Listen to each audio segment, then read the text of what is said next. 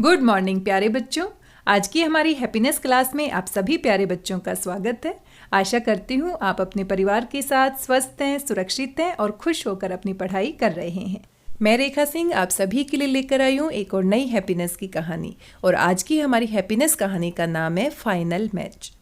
प्यारे बच्चों, कहानी को पढ़ने से पहले आइए कुछ बातों पर चर्चा करते हैं। कभी कभी हम किसी व्यक्ति को देखकर उसके बारे में अपने मन में एक राय बना लेते हैं। कभी कभी हमें कोई व्यक्ति दूर से ही दिखाई देता है और उससे बिना बातचीत किए हम सोचने लगते हैं कि ये तो बड़ा अकड़ू है, ये तो बड़ा गुस्से वाला लग रहा है, ये तो बड़ा घमंडी है। और कभी कभी किसी व्यक्ति से हम बिना बात किए ही सोच लेते हैं कि ये तो बड़े अच्छे स्वभाव का व्यक्ति होगा। तो इस तरह की राय बनाना आपको क्या लगता है, क्या ये सही है? किसी व्यक्ति से बिना बातचीत किए बिना ही उसके बारे में कुछ सोच लेना, उसके बारे में राय बना लेना, इसके बारे में आप जरूर सोचिएगा। प्यारे बच्चों, जब तक हम किसी से मिलते नहीं हैं, बातचीत नहीं करते, उसके विचारों को नहीं समझते, उसकी बातों को नहीं जानते हैं, तब तक हम उसके बारे में कैसे कह सकते हैं कि ये व्यक्ति अच्छा है और ये व्यक्ति बुरा है। कभी कभी हम अपनी बातों को ज़्यादा महत्व देते हैं, दूसरों की बातों को समझने की कोशिश नहीं करते। और कभी कभी हमारे साथ ऐसा भी होता है कि हम अपने आप को हमेशा सही मानते हैं और दूसरों को गलत मानते हैं। हमें लगता है कि हम सबसे अच्छे हैं और बाकी लोग हमें नहीं समझते हैं या फिर वो अच्छे नहीं हैं। तो इस तरह की धारणाएं मन में बनाना बहुत ही गलत बात है, जिसकी वजह से कभी कभी जो रिश्ते होते हैं वो बन ही नहीं पाते या बने बनाए रिश्तों में खटास आ जाती है, दूरी आ जाती है। इसीलिए प्यारे बच्चों, जब भी आप किसी व्यक्ति से बात करते हैं तो उसकी बात को पहले ध्यान से सुनिए, सुनने के बाद समझने की कोशिश कीजिए और समझने के बाद, सुनने के बाद, सारी बात को जानने के बाद ही किसी व्यक्ति के बारे में हमें अपनी राय बनानी चाहिए। अगर इस तरीके से हम अपने ही मन से कोई राय बना लेंगे तो शायद रिश्तों को बना पाना और उनको चला पाना बड़ा ही कठिन हो जाता है।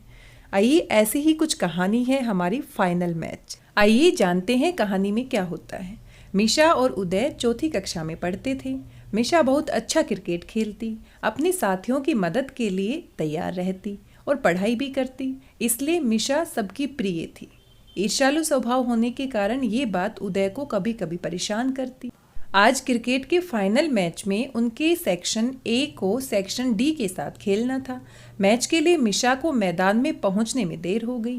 मैच समाप्त होने के बाद कक्षा के अन्य बच्चों ने उससे देर से आने का कारण पूछा। उसके जवाब देने से पहले ही उदय बोल उठा, मिशा तुम बहुत लापरवाह हो, कम से कम फाइनल मैच में तो समय पर पहुंचती। देखा प्यारे बच्चों, उदय ने मिशा की बात को सुना ही नहीं और सुनने से पहले ही उसके बारे में राय बना ली अपने मन में और उसको लापरवाह कह दिया। आपको क्या लगता है, क्या उदय ने सही किया मिशा के साथ? इसके बारे में सोचिए। आइए आगे कहानी को जानते हैं। उदय जब अपने घर पहुंचा तो उसने देखा कि कई पड़ोसी कमरे में इकट्ठे थे। माँ परेशान लग रही थी। अपने पिता को बिस्तर पर लेटे देख उदय ने माँ से पूछा कि पापा को क्या हुआ है। उसकी माँ ने बताया, तुम्हारे पापा जब सुबह घूमने गए थे तो वे फुटपाथ पर बेहोश होकर गिर गए और उनके सिर में चोट लग गई। वो तो भला हो मिशा का, जो वहाँ से गुजर रही थी, वही मुझे घर पर बताने आई और मैं तुम्हारे पापा को डॉक्टर के पास ले गई, जिससे उनका समय पर इलाज हो पाया। उदय सोच रहा था जिसे वे समय पर न आने के लिए उल्हाना दे रहा था, उसी के कारण सही समय पर उसके पिताजी का इलाज हो पाया। अगले दिन स्कूल पहुंचकर उसने मिशा को धन्यवाद दिया।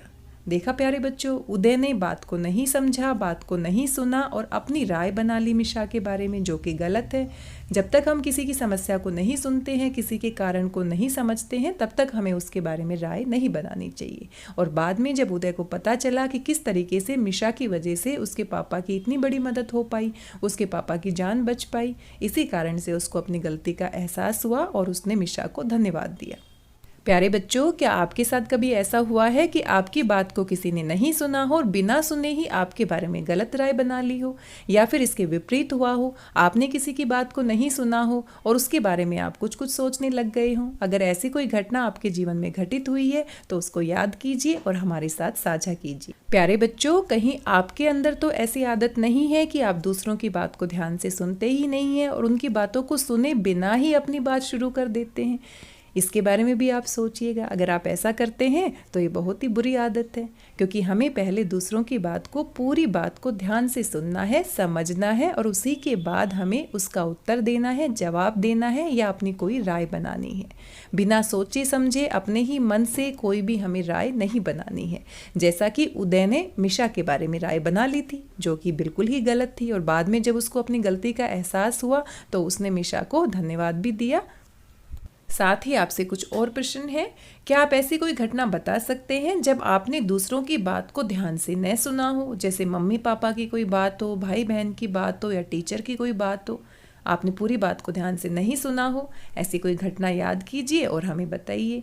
क्या आपने दूसरों की बात सुनते समय पूरी बात जानने की कोशिश की? हाँ तो क्यों, नहीं तो क्यों नहीं? पूरी बात पता लगने पर आपने क्या किया? आप किन किन लोगों की बातों को ध्यान से सुनते हैं और किन किन लोगों की बातों को ध्यान से नहीं सुनते हैं? इन सभी प्रश्नों पर विचार कीजिए। कहानी को अपने परिवार के साथ जरूर साझा कीजिए और सभी प्रश्नों के उत्तर सोचने के बाद हमारे साथ अपने विचारों को जरूर साझा कीजिए। प्यारे बच्चों, क्या आपने कभी सोचा है कि आपकी बात को कोई ध्यान से नहीं सुनता तो आपको कैसा महसूस होता है? कभी कभी आप पूरे जोश में अपनी बात को दूसरों के सामने रखते हैं और दूसरे व्यक्ति आपकी बातों को ध्यान से नहीं सुनते हैं तो आपको ज़रूर बुरा लगता है। तो ऐसा ही हम भी सोच सकते हैं कि जब हमें बुरा लगता है तो जब हम दूसरों की बातों को ध्यान से नहीं सुनते हैं तो उनको भी ज़रूर बुरा लगता होगा। इसीलिए जब भी आप दूसरों की बातों को सुनते हैं तो पूरा सुनिए और ध्यान से सुनिए और समझने की कोशिश कीजिए। आधा अधूरा सुनने से हमेशा हमें परेशानियों का सामना करना पड़ता है, जैसे कि उदय के साथ हुआ। आज की हैप्पीनेस कहानी में बस इतना ही। आशा करती हूँ कहानी आपको पसंद आई होगी। सभी प्रश्नों के उत्तरों के बारे में ज़रूर सोचिएगा और अपने उत्तर, अपने विचार हमारे साथ साझा कीजिएगा। कहानी को अपने परिवार के सदस्यों के साथ जरूर शेयर कीजिएगा। मिलते हैं एक और नई कहानी के साथ। तब तक स्वस्थ रहिए, व्यस्त रहिए, मस्त रहिए और खुश होकर पढ़ते रहिए। और हाँ, दूसरों की बातों को ध्यान से सुनिएगा, ध्यान से समझिएगा, उसी के बाद अपने विचार उनके सामने रखिएगा और उनके बारे में कोई राय बनाइएगा। मिलते हैं अगली कहानी के साथ। धन्यवाद, बहुत बहुत धन्यवाद।